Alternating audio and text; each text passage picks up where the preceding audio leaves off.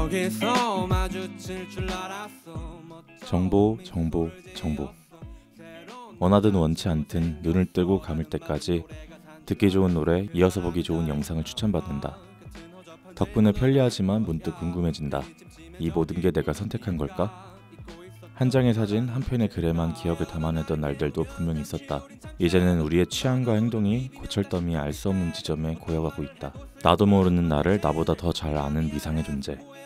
인간이 도움을 받다 못해 점점 대체되는 가운데 누구인가 정말로 삶을 주도하고 있는 것은 더 이상은 무리 날씬 또 알게 좋니. 요즘 반가웠어. 잘 지냈어. 난 잘 지냈어. 오랜만이야. 다음에 또 마주치자. 영화가 들리고 음악이 보이는 시간. 안녕하세요. 듣는 영화 21번째 테이크 전지종근입니다. 권욱씨, 승재씨와 함께합니다. 안녕하세요. 안녕하세요. 네, 오늘 한 자리가 비었죠. 그쵸. 네, 오늘이 2월 15일, 녹음일이 2월 15일인데 지영님의 생일이 18일입니다. 그래서 다른 일정으로 오늘은 부득이하게 참여하지 못했어요. 축하한다는 말씀 한 번씩 해주시죠. 축하해요, 지영씨. 무슨 일이 있으시다고요? 생일이라고요. 아, 어떻게 지금 무슨 일이죠? 아니 이렇게 집중을 못하시면은 생일 축하드려요. 단기성 치매인가봐요. 아니, 그냥 관심이 아예 없던 거죠. 지영님 들으실 때 섭섭하시겠어요. 자르겠습니다.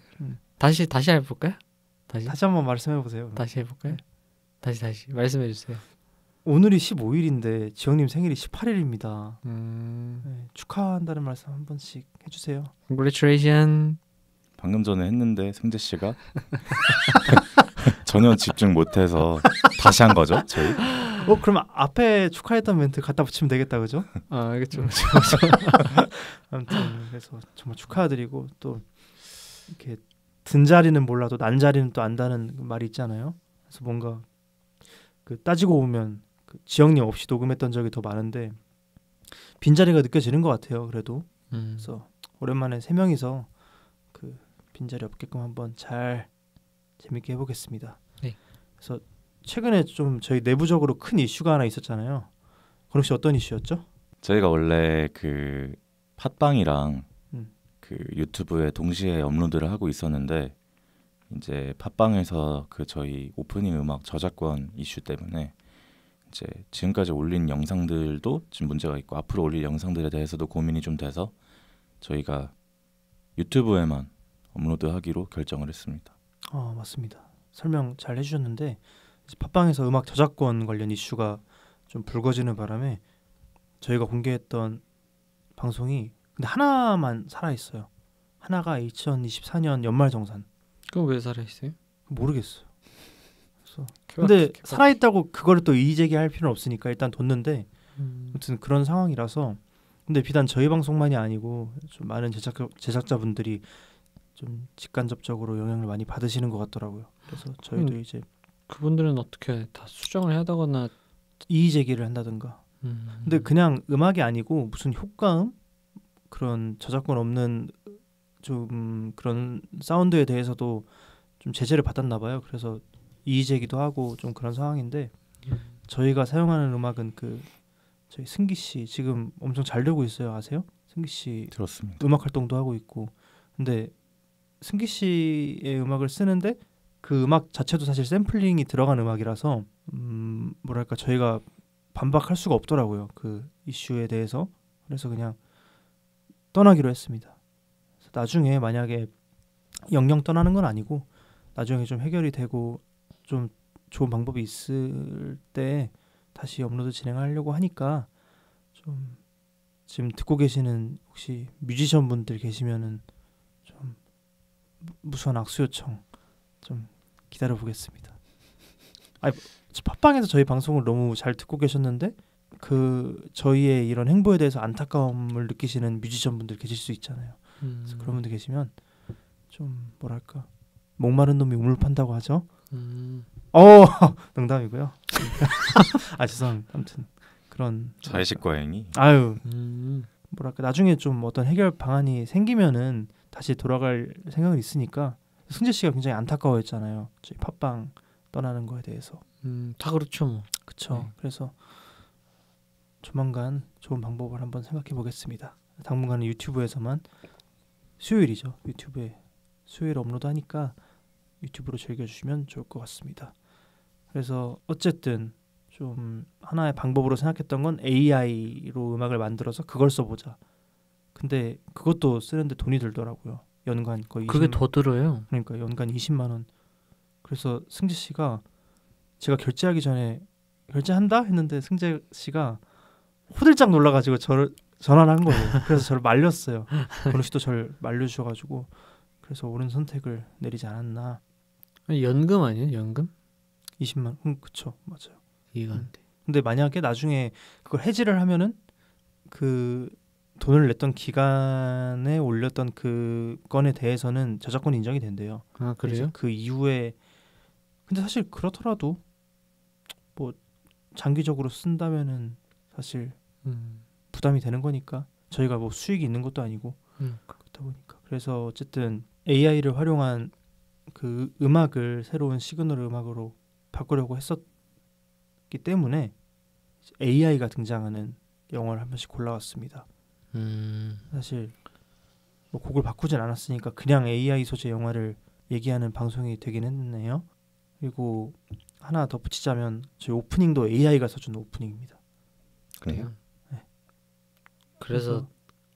그래서 아까 건욱 씨가 아니 정보 이거 어떻게 읽냐고 쓴 사람이 뉘앙스를 알려줘야지 그러길래 제가 입국닷했거든요. 그랬군요. 네, 그래서 그렇습니다. 그래서 아, AI한테 그 초안을 맡기고 그러니까 이렇게 했어요. 제가 그동안 썼던 멘트 중에 하나를 보내고 이런 톤앤매너로 글 하나 써달라.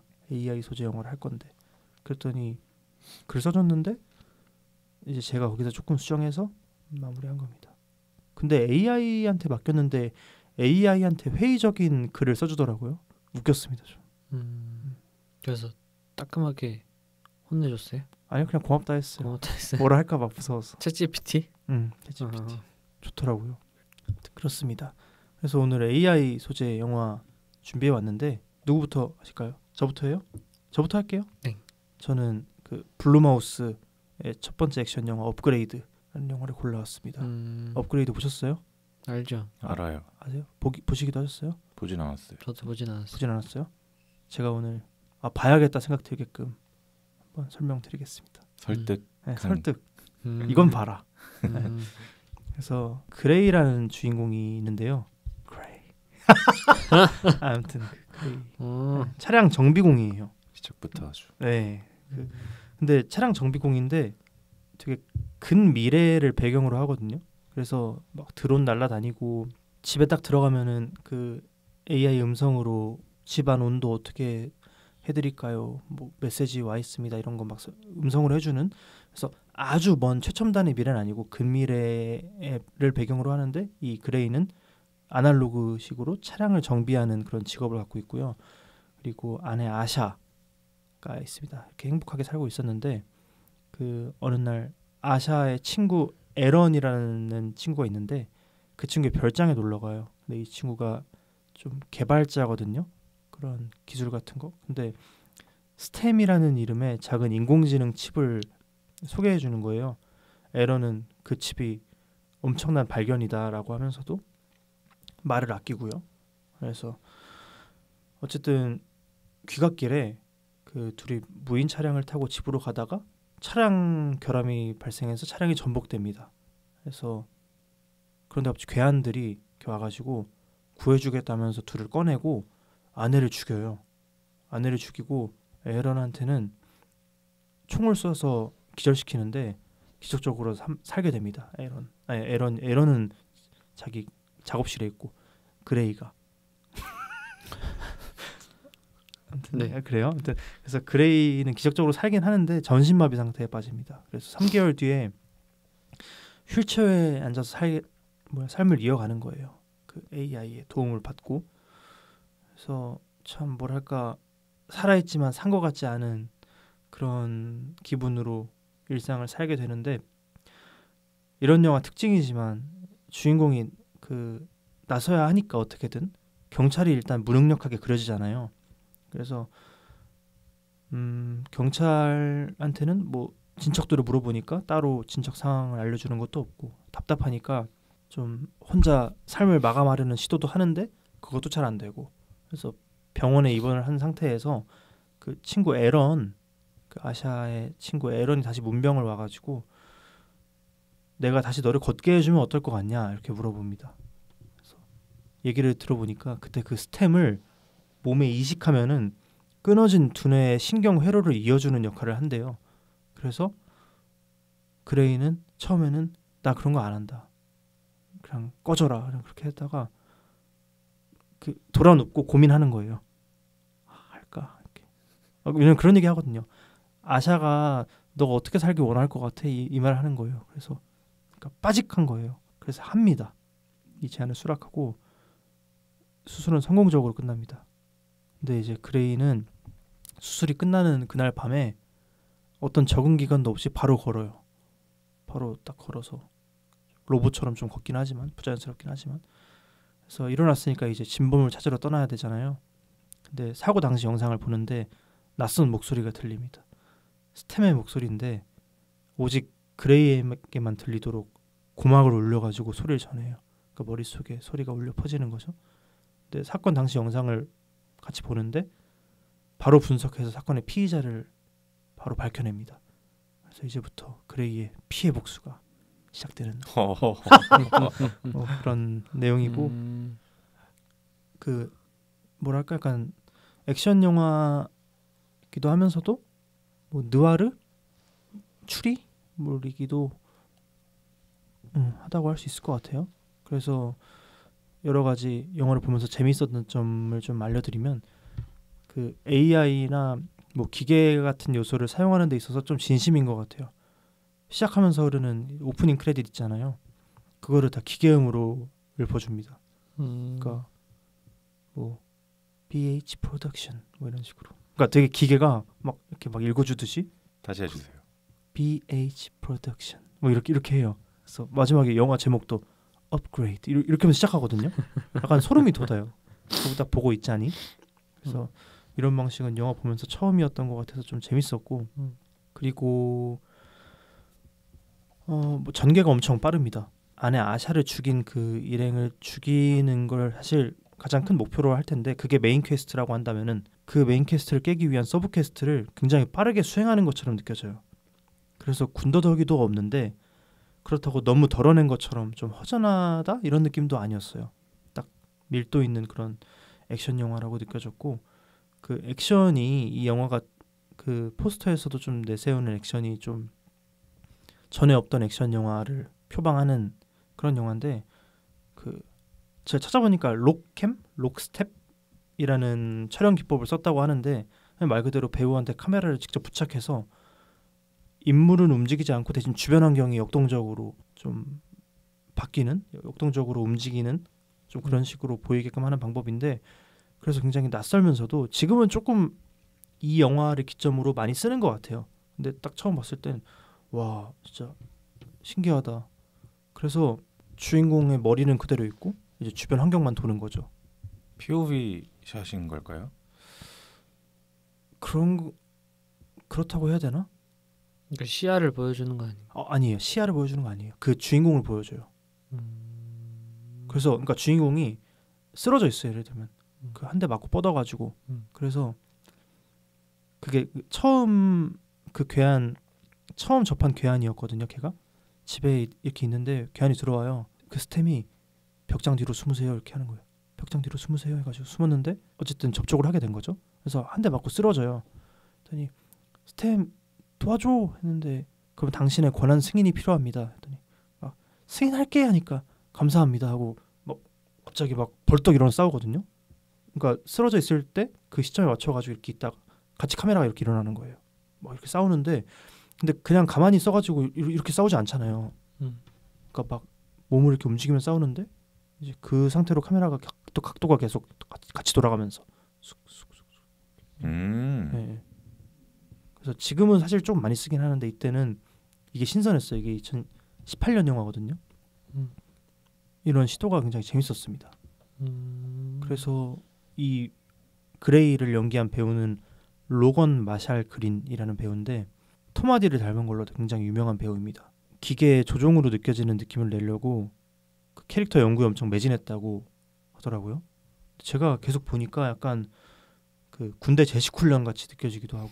아, 약간 POV 샷이 아니고 카메라가 이제 따라간다는 거죠? 맞아요. 에스파 안무 영상에 나올 것 같은. 뭐 그쵸. 봤어? 네, 뭐 이런 느낌. 근데 이게 굉장히 빨라요. 굉장히 빨라가지고 되게 어색하게 느껴질 수도 있겠다 싶었는데 굉장히 유려해요. 굉장히 잘 썼다. 그래서 아무튼 그렇습니다. 약간 그렇고. 성룡 영화 액션 같은데. 근데 되게 타격감 좋고 재밌어요. 영화 보면은 그 액션이 되게 기다려지고. 그래서 감독의 인터뷰를 좀 봤는데 유튜브에 있습니다. 그래서 그 몇몇 공상과학 영화는 도시 전체가 새로 만들어진 것처럼 좀 이질적인 배경을 그려내는데 노력을 기울이는 것 같다. 본인은 되게 근미래임에도 낡은 토요타 자동차가 공존하는 좀 보다 현실적인 미래를 그려내고 싶었대요. 그래서 그레이도 약간 좀 이런 아날로그적인 인물로 설정을 했고요. 또 재밌었던 거는 이 스템의 목소리를 연기한 성우가 항상 현장에 있었대요. 네, 현장에 항상 있으면서 그들이 그러니까 그레이랑 그 스템 목소리를 한 성우가 심각한 대화를 하든 좀 농담을 하든 실제로 상호작용하는 것처럼 좀 느껴지게 하려고 조금 노력을 했다고 합니다. 그런 것도 있었고. 그래서 어쨌든 영화 전체적으로는 아까 말씀드렸던 것처럼 통제권을 주었다가 다시 박탈했다가 어떤 자기 신체의 점유권이 왔다 갔다 하는 연출이 계속되고, 그래서 인간이 개발한 AI를 어쨌든 조금은 견제해야 하는가, 혹은 이대로 가면은 아예 박탈당할 수도 있는데 이게 너무 위험한 것은 아닌가 뭐 하는 약간 그러한 약간 우려 섞인 시선도 조금 보이는 것 같기도 하고. 그래서 이 이슈에 대해서 엄청 막 항상 논란이 많잖아요. 나중에는 막 AI한테 막 지배되는 거 아니야? 막 이런 말도 있고. 그래서 그런 거에 대해서도 조금 생각해 보게끔 하는 그런 영화인 것 같습니다. 마냥 싸우고 때려 부시는 그런 액션 영화가 아니고 그런 생각할 거리를 던져주는 그런 영화이기도 한 것 같아요. 그래서 보시면 재밌을 것 같습니다. 근데 AI가 그런 기능도 있는 거 아니에요? 인간 강화의 느낌도 있는. 이 영화에서요? 네. 스템. 맞아요. 그러니까 초인간적이고, 그러니까 AI도 AI인데 그 손으로 총을 쏘거든요. 손에 총을 이식해가지고 여기 그 대박이네. 이 팔 이 뭐죠? 접히는 부분? 아무튼 여기다가 총알을 장전을 해요. 탁탁탁 넣고 팍팍팍 쏘거든요. 뭐 그런 장면도 있고. 만화 같다. 살짝 뇌절 느낌도 좀 있네. 근데 그렇지 않아요. 이거를 정말 잘 사용해요. 이 액션을. 그래서 진짜 보면은 재밌습니다. 넉넉히 봅니다. 1시간 40분짜리거든요. 종근 씨 그런 거 별로 안 좋아하는 줄 알았는데 이 정도로 재밌다고 하는 거 보면 그래서 좀 그런 편견을 좀 깨고 싶었어요. 그래서 이 영화를 골랐습니다. 농담. 액션도 좋아해요. 이런 좀 근데 좀 뻔한 거는 별로 안 좋아해서 이런 거.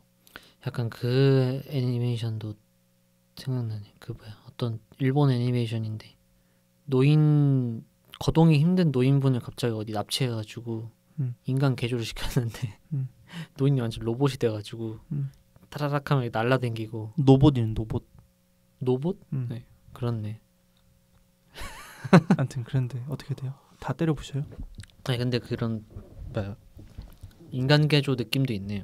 저 맞아요. 영화가. 그래서 끝까지 보시면 결말도 전 마음에 되게 들었어요. 그러면 끝까지 가는구나.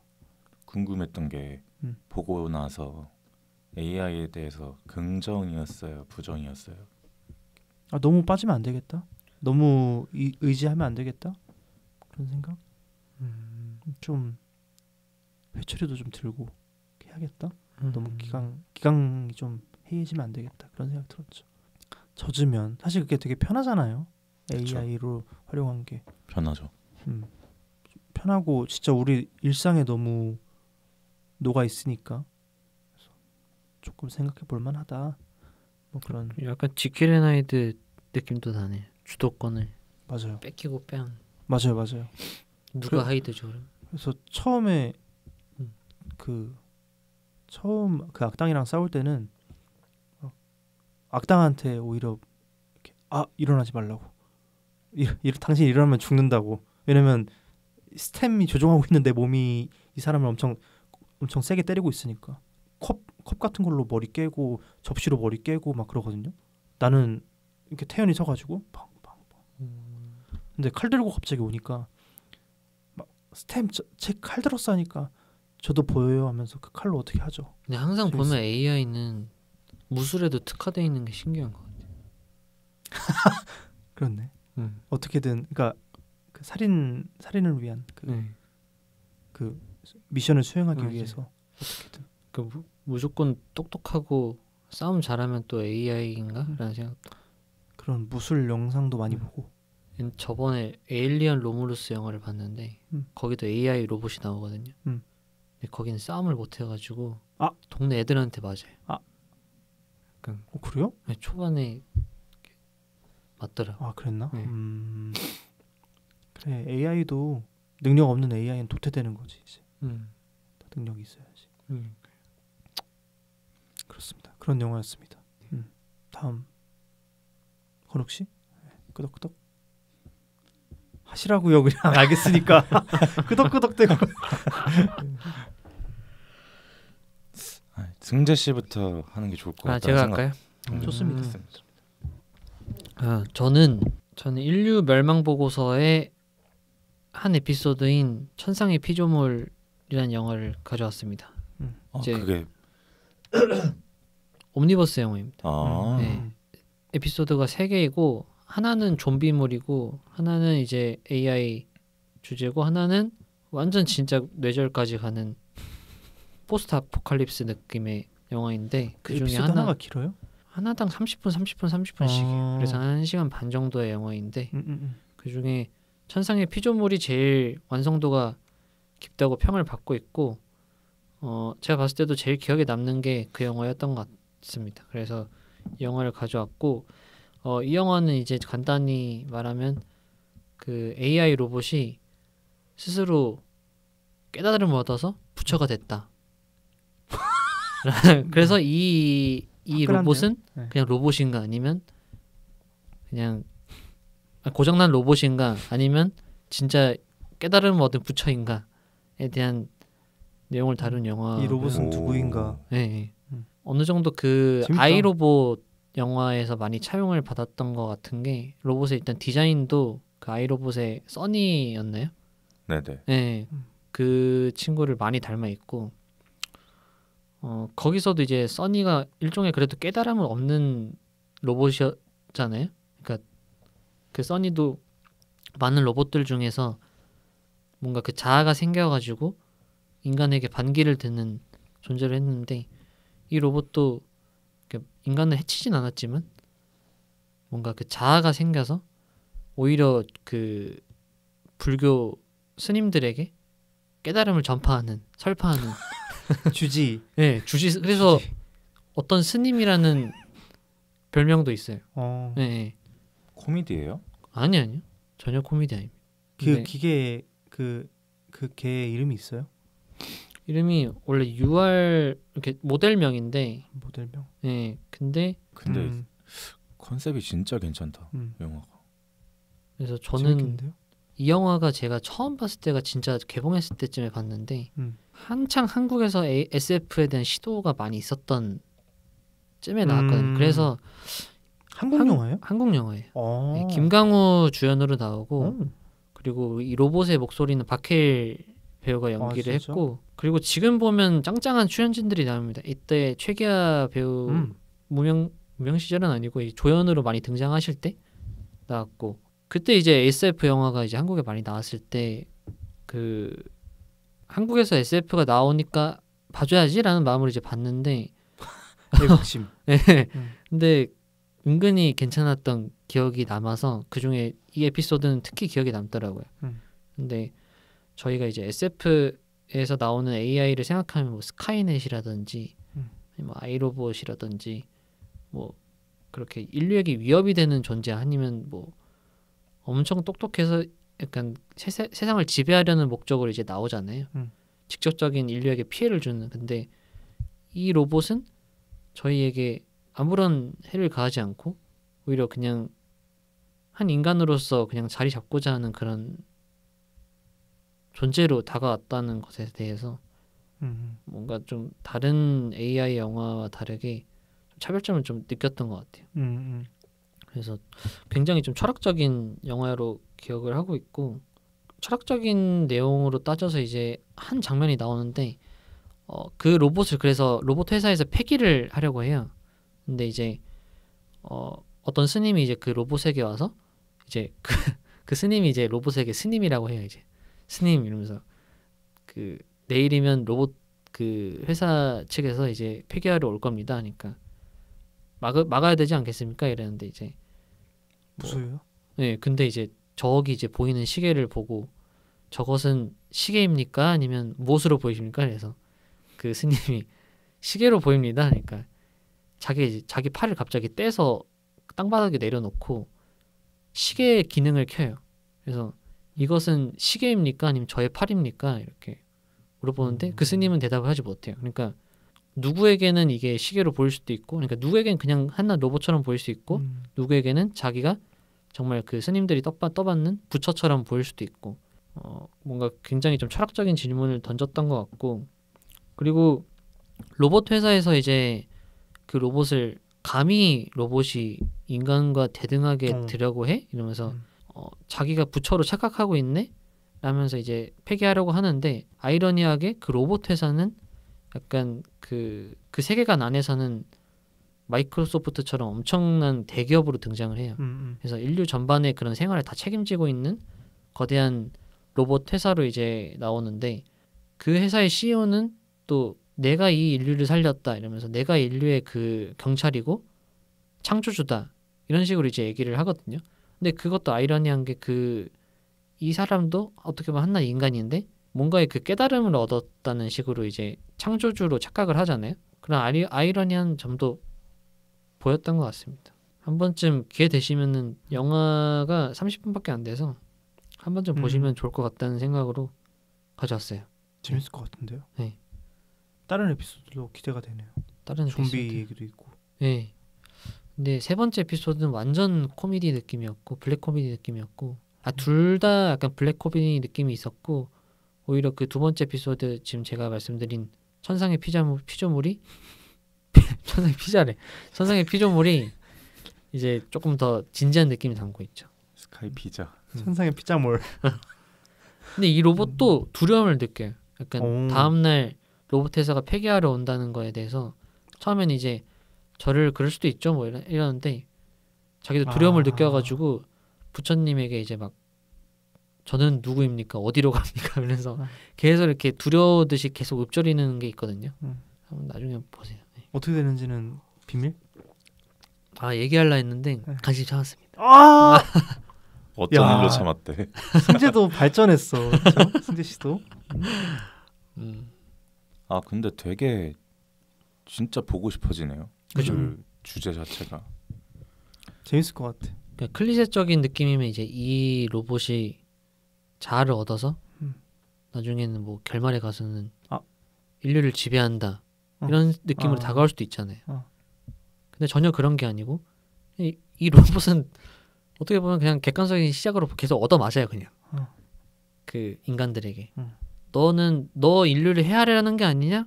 그렇지만 전혀 그렇지 않고 막 경지에 오르는 거 아니야 마지막에? 저희도 근데 현실 속에서 지금 AI가 계속 발전하고 있잖아요. 저희가 제일 최후의 보루로 침범 당할 것 같다고 생각했던 예술의 영역이 제일 먼저 침범받고 있잖아요.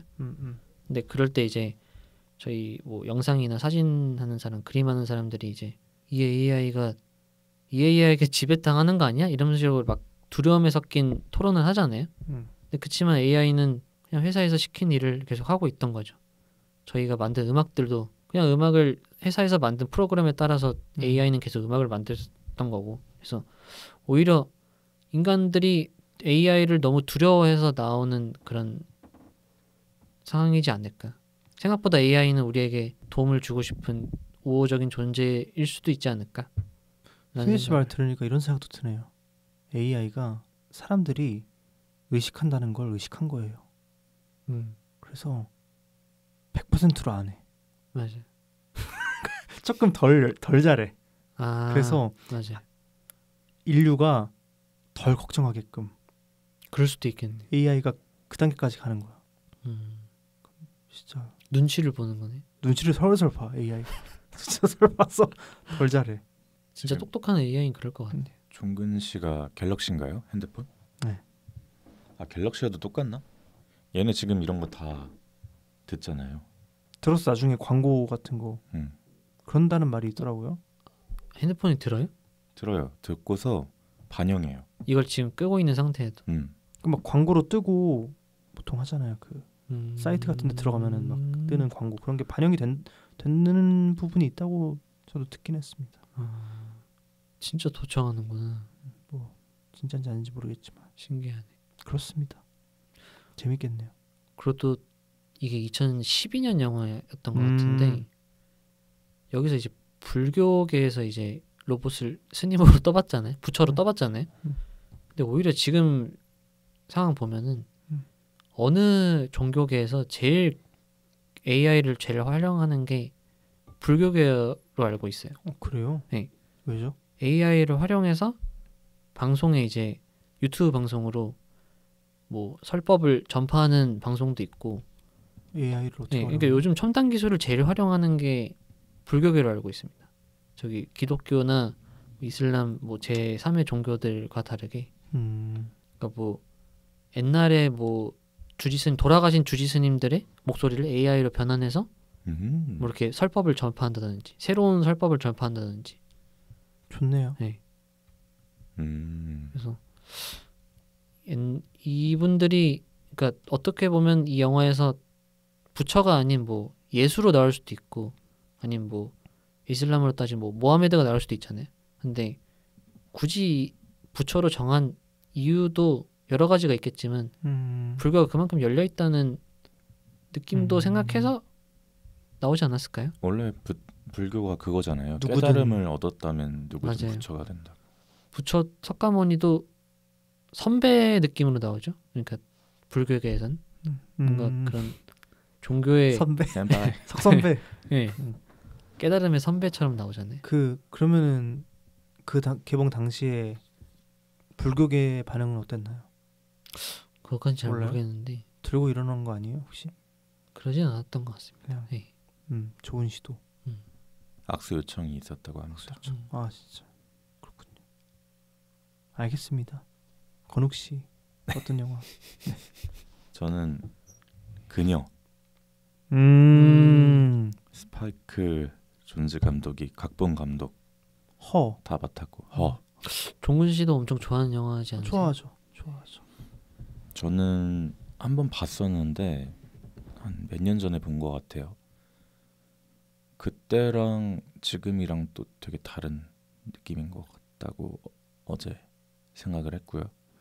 일단 배우는 이때는 그 정도는 아니었던 것 같은데 나왔을 때는 이제 너무 유명해진 호아킨 피닉스. 와킨 피닉스가 맡았고. 네. 아 근데 좀 놀랐던 게 근미래잖아요. 배경이 25년이에요. 2025년. 아 그래요? 배경이. 그 중국이잖아요, 근데. 2025년이 로스앤젤레스인데요. 아 근데 거기 그 촬영한 데가 중국이라고 봤던 것 같아요. 아 촬영지가? 네. 아닌가? 그래요? 모르겠어요. 그건 몰랐어요. 발효된 지식이라. 아무튼 그렇군요. 아무튼 2025년 어떻게 보면 그 예전에 우리한테는 근미래였죠. 이런 날이 올지 몰랐으니까. 이때에 그 호아킨 피닉스 테오도르. 테오도르. 테오도르가 이런 직업 진짜 있는지 모르겠는데 대필 작가로 일하고 있는데 남의 편지를 이렇게 대신 써주고 되게 로맨틱하게 이렇게 맞아. 써서 이렇게 전달해주고 막 이런 프린트 하잖아요. 다 이렇게 생각해서 프린트. 이때 이 세계관이 뭐 지금 거의 그렇지 않지만 음성 인식이 되게 활성화된 그런 사회잖아요. 여기 영화 속에서는. 그래서 뭐 진짜 엄청 감성적이고 진심을 꾹 담은 그런 편지를 쓰는 사람인데 사실은 일상 속에서 되게 텅 빈 사람이죠. 왜냐하면 너무 현재 와이프와 지금 이혼 소송을 진행 중인데 너무 그 감정에 지쳐서 지금은 좀 텅 빈, 그러니까 되게 상반되죠. 그러니까 되게 좀 대비되죠. 직업과 진심을 담은 글을 쓰는 것 같지만 사실은 그렇지 않은. 근데 그런 일상을 살아가다가 어떤 OS 운영체제 그 광고를 하나 보게 돼요. OS1이었던 것 같은데, 그러니까 AI죠. 그냥 관심이 가서 사서 왔는데 인격체처럼 자기를 사만다라고 자기가 이름 지었다고 소개하면서 대화를 시작해요.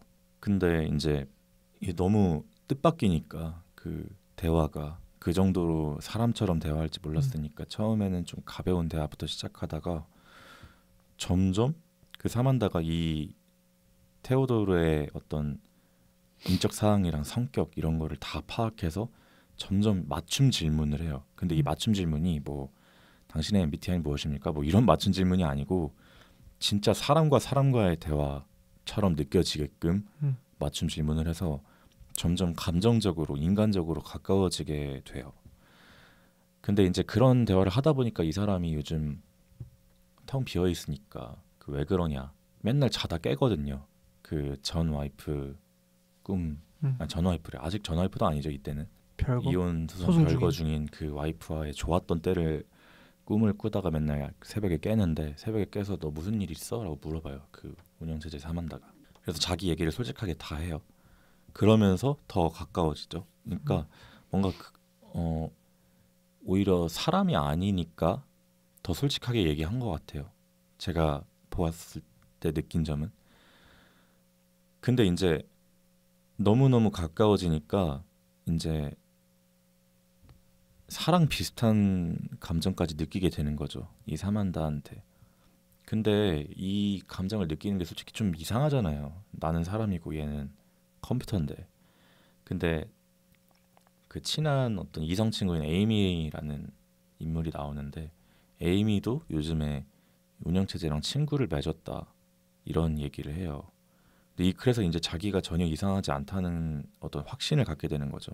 그래서 막 운영체제 얘랑 사만다랑 놀이공원 가서 이렇게 팔 쭉 뻗어서 셀카 모드로 해놓고 같이 놀이공원 가서 데이트도 하고 뭐 어디 앞에 서봐 뭐 가서 아이스크림을 사 막 이런 식으로 진짜 데이트다운 데이트를 해요. 사람하고 데이트하는 것처럼.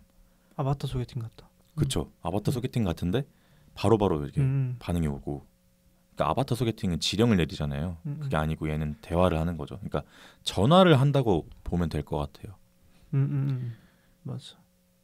근데 이제 어쨌든 실체가 없으니까 그 어떤 서비스를 하나 제안을 해요.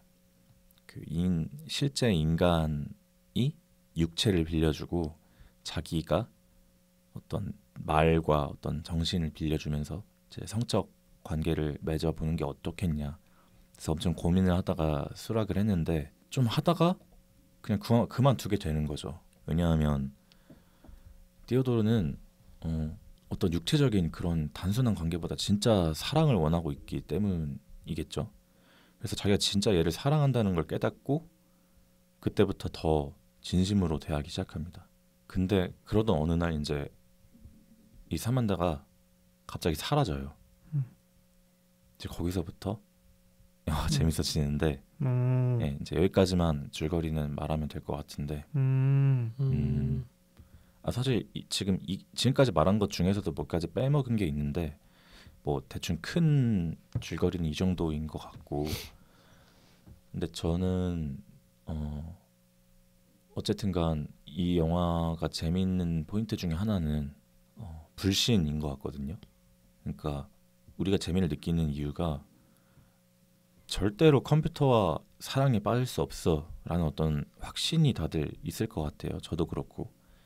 근데 영화를 보다 보면 뭐 중간도 아니에요. 초반에서 좀만 지나도 그냥 뭐랄까 그냥 멜로 영화를 보는 느낌이에요.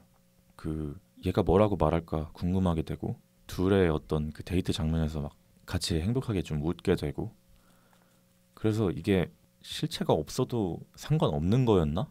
라는 생각이 들어요. 영화를 보다 보면. 그래서 진짜 금미래에는 이런 사람들이 꽤 있을 수도 있겠다는 그런 생각이 확 들더라고요. 그럴 수 있는 이유가 뭐 다들 지금 사랑을 하고 계시지만 사랑을 좀 쉽게 못하는 이유가 우리가 좀 시간이 지나면서 사람에 대한 불신이 좀 있고 내 감정을 이렇게 드러내는 거에 대한 좀 두려움이 있고 혹은 이 감정이 너무나 예전에 한번 느껴봤던 감정이니까 뭔가 그런 권태감도 있어서 이렇게 관계에 대한 발전이 잘 없거나 아니면 관계가 있어도 내 생각만큼 진지하게 되지 못한 경우가 생기는데 그 모든 게 좀 인간에 대한 불신 때문인 것 같다고 저는 생각을 했거든요. 근데 얘는 컴퓨터니까 불신하지 그러니까 믿어도 되는 거예요. 그러니까 불신이 필요가 없는 거죠. 왜냐하면 상대방이 나에 대한 의심을 하지 않을 거라는 확신이 있으니까 얘는 그냥 어떤 나에게 맞춰준다는 어떤 확신이 있으니까 그래서 오히려 인간하고 하는 어떤 사랑보다 더 순수한 사랑을 하는 것 같다는 생각도 들었어요. 뭔가 하나 예를 들면 지금 듣는 영화 우리가 할 때도 진짜 있는 생각 그대로 싹 다 말하고 솔직하게 말하고 그냥 완전 날 것으로 말하지는 않잖아요. 좀 준비해서 내가 말을 좀 그래도 잘하는 사람처럼 보여야지 이런 식으로 뭔가 항상 스스로 준비를 하게 되는데 얘하고는 그럴 필요가 없이 그냥 내 모든 걸 다 꺼내서 보여주고 얘는 또 나한테 맞춰서 어떤 리스폰이 오니까 더 솔직하게 사랑할 수 있게 되는 거죠. 그래서 오히려 이런 내용을 보다 보니까 나도 되게 이런 순수한 사랑에 대한 어떤 갈망이 있나? 그래서 내가 이 영화를 이렇게 재밌게 보고 있나? 내가 이 테오도르의 감정선을 그래서 따라가고 있나? 왜냐하면 저는 공감이 되어야 재밌게 보는 편이라고 생각이 되니까요. 그래서 그런 부분이 어떤 포인트인 것 같아요. 영화가 재밌어지는. 순수한 사랑을 원하세요? 그런가 봐요. 근데 사실 있을 수 없는 거죠. 이미 시간이 너무 지났으니까. 그러니까 남녀간의 그런 게 아니고 그냥 순수한 감정을 좀 원하는 것 같아요. 근데 순수하지 못하니까 매사에 항상 남을 생각하게 되니까. 그리고 또 얘기하고 싶은 게 그 AI 목소리가 스칼렛 요한슨이에요. 그래서 더 집중할 수 있게 되고 더 사람같이 느껴지고 이 목소리 연기만으로 여우주연상도 받았다고 알고 있어요. 그 정도로 몰입이 잘 되고 그리고 근데 원래 배우가 다른 배우였어요. 그래요? 성우한 게 사만다 모튼이라는 그 성우가 했었는데 네. 그 마이너리티 리포트에서도 예지자 역할을 한 그분인데 네. 다 끝났다 연기를 다 끝마친 상황에서 감독이 교체한 거예요. 스칼렛 요한슨으로. 무례하네요 아주. 그래서 근데 배역 이름만 유지된 거죠. 사만다. 그렇구나. 나라면 좀 그랬을 것 같아. 들고 일어났을 것 같은데. 나 이름도 바꿔달라고 했을 것 같아. 근데 뭐 딱히 논란이 없네요. 그러니까 별 얘기 안 했나 보죠 뭐. 돈을 주긴 그쵸. 줘서 그런가? 일을 했으니까. 그렇습니다. 그리고 영화 음악이 정말 좋아요.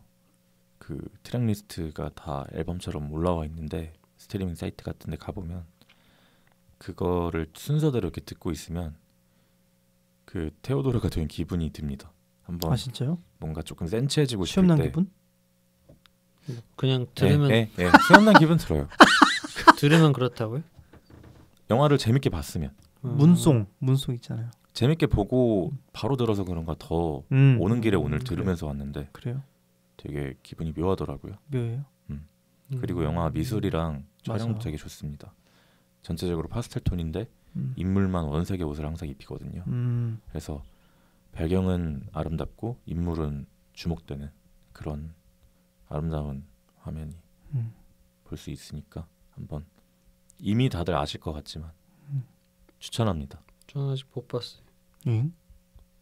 근데 이것도 맨날 보려다가 못 본 적. 보지 마세요. 왜? 그냥 시비 걸었습니다. 이거 있네요. 작중 배경은 로스앤젤레스지만 촬영은 상하이에서 했다. 그래서 유달리 중국인들이 많이 보이는 편이다.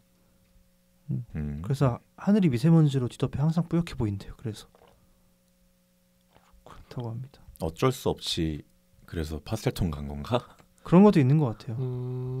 근데 한창 이 영화 나왔을 때쯤에 파스텔톤 진짜 유행하지 않았어요? 파스텔에 죽고 사는 그랜드 부다페스트 호텔 뭐 이런 거 말한 건가? 네, 그런 거라든지 그냥 영화나 뭐 영상들이 전체적으로 좀 파스텔톤 느낌이 많이 났죠.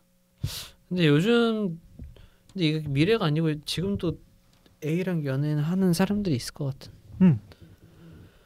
그게 더 편하다고 생각할 수도 있어요. 뭐 저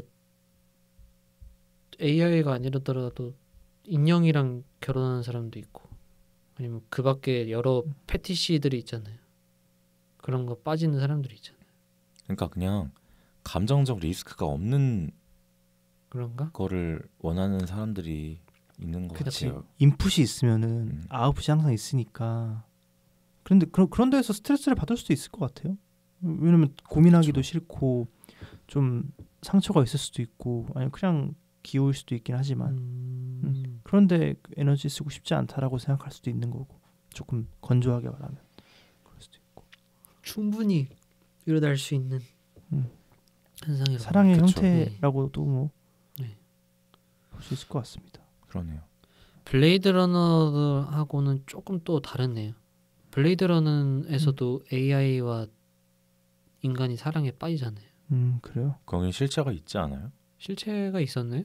실체가 없어서 실체를 만들었던 걸로 기억해. 아닌가? 잘 모르겠네요. 가물가물하네요. 저도 안 봤어요. 거기도 AI랑 인간이 사랑에 빠지는 스토리였는데 뭔가 이거 그녀의 영화하고는 또 다른 느낌이었던 것 같아요. 제 기억에는. 그래서 오늘은 AI 관련한 영화 얘기해봤는데 AI가 영화를 만든다면 어떨까요? 안 그래도 찾아서 봤는데 구려요. 그래요? 아직까지 부천에서도 틀어줬던 것 같은데? 많이 나오죠. 창작영화. AI 창작영화 많이 나오고 그리고 그 작년 말에 개봉했던 영화 중에 나문희 맞아. 네, 나문희 배우님이 나문희 배우가 안 나오는데 나문희 배우가 나오는 영화. 홍철 없는 홍철팀. 네. 나중에 만약에 진짜 우리가 그냥 바쁘게 살다가 어떤 영화를 보고 싶어서 봤어요. 근데 영화가 너무 좋아요.